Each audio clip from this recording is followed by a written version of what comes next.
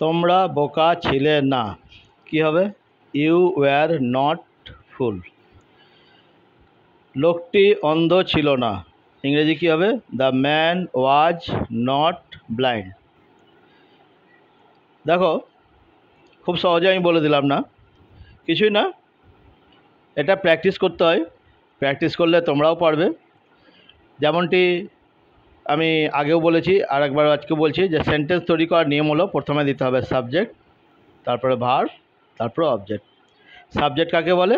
না, তো যার সম্বন্ধে বলা হয় তাকে বলে সাবজেক্ট। এখানে কার সম্বন্ধে বলেছে? তোমরা। তাহলে প্রথমে কি হবে? তোমরা। তোমরা ইংরেজি কি? ইউ। এটা হলো সাবজেক্ট। ইউটা হলো প্রোনাউন, সাবজেক্ট রূপে কাজ করেছে। সাবজেক্টের পরে কি দিব? ভার্ব। এখানে কি বলেছে? ছিলে না, পাস্ট টেন্স।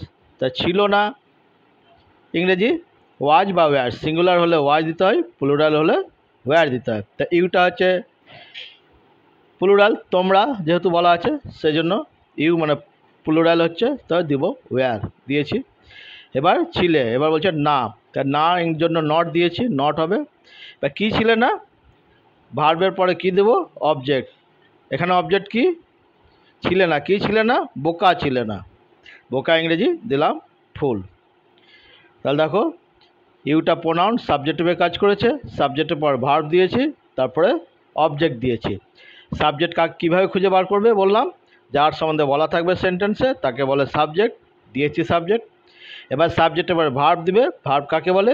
যে ওয়ার্ডের দ্বারা হওয়া, আছে বা ছিল বোঝায় তাকে বলে ভার্ব। তো এখানে ভার্ব দিলাম, ছিলে না বলেছে, ছিল, তাহলে ওয়্যার। এবার বলছে না, ছিল না, তাহলে ওয়্যার নট। নটটা হলো অ্যাডভার্ব। কেন অ্যাডভার্ব সেটাও বলে দিই। তো যে ওয়ার্ড ভার্বের সম্বন্ধে বলে তাকে অ্যাডভার্ব বলে। তো এই নটটা কার সম্বন্ধে বলেছে? ওয়্যারের সম্বন্ধে, তাই এটা অ্যাডভার্ব। এবার ছিল না, কী ছিল না? বোকা, ফুল। বোকা কারা? এই কার সম্বন্ধে বলেছে? ফুল ওয়ার্ডটা এই প্রোনাউনের সম্বন্ধে। তাহলে যে ওয়ার্ড নাউন বা প্রোনাউনের সম্বন্ধে বলে তাকে অ্যাডজেক্টিভ বলে, সেই জন্য এটা অ্যাডজেক্টিভ অবজেক্টিভে কাজ করেছে। তাহলে হলো ইংরেজিটা তোমরা বোকা ছিলে না। কীভাবে বললাম আমি? বুঝিয়ে দিলাম, ইউ ওয়্যার নট ফুল। ঠিক আছে? তো এইভাবে আমি প্রত্যেকটাই বুঝিয়ে দেবো। 27 থেকে 31 পর্যন্ত আমি আগের দিন দিয়েছিলাম, প্রত্যেকটা একটা একটা করে বোঝাচ্ছি। তাহলে তোমরা একটু ধৈর্য ধরে শুনো, তোমরাও পারবে, তোমরাও বুঝতে পারবে। তো আমি আজকে বোঝাচ্ছি এই 26 পাতা 27 থেকে। ঠিক আছে? তো আশা করি তোমরা দেখছো আমার চ্যানেলটা। তার আগে সকলকে আমি youtube.com রণধীর রাম চ্যানেলে স্বাগত জানাই।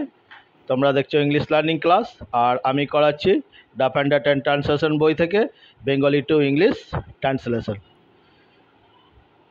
তো নেক্সট দেখো 28-এরটা কী বলেছে? লোকটি অন্ধ ছিল না। কার সম্বন্ধে বলেছে? বার করো। লোকটির সম্বন্ধে। তাহলে সাবজেক্ট কী হবে? লোকটি, ম্যান। এবার টি কেন দেবো? না, তো নির্দিষ্ট করে একটা লোকের জন্য বলছে, তো সেই জন্য দিয়েছি দি ম্যান। এটা ম্যানটা নাউন, সাবজেক্ট রূপে কাজ করেছে। লোকটি কি? এবার কি দেব? ছিল না। ছিল না ইংরেজি কি? ওয়াজ। ছিল, ওয়াজ। নটটা অ্যাডভার্ব। ছিল না বলছে বলে ওয়াজ নট। কি ছিল না? না তো অন্ধ, ব্লাইন্ড। এবার ব্লাইন্ডটা কার সম্বন্ধে বলেছে? লোকটির সম্বন্ধে। তো যে ওয়ার্ড নাউনের সম্বন্ধে বলে তাকে কি বলে? অ্যাডজেক্টিভ বলে। তো এটা অ্যাডজেক্টিভ অবজেক্ট রূপে কাজ করেছে। তাহলে দেখো, সাবজেক্ট, ভার্ব, অবজেক্ট দিয়েছি। তারপরে 29-এটা কী বলছে? তারা কি পণ্ডিত নয়? জিজ্ঞেস করছে। তো যখন কোশ্চেন মার্ক থাকে, মানে প্রশ্নসূচক বাক্য হয়, তখন কি করতে হয়? ভার্বটা আগে দিতে হয়, সেই জন্য ভার্বটা আগে দিয়েছে এখানে আর। এবার নাও বলা আছে, তাহলে ভার্বের পরে নট অ্যাডভার্ব দিলাম। আর নট কে? তারা। এবার সাবজেক্টকে তারা দিয়েছি। আর নট দে, এটা প্রোনাউন, সাবজেক্ট রূপে কাজ করেছে। ওয়াইস মানে পণ্ডিত, এটা অ্যাডজেক্টিভ। তারা কি পণ্ডিত নয়? তাহলে ইংরেজি কী হবে? Are not they wise. বোঝা গেল? নেক্সট দেখো, বলছে সে কি খুশি হবে না?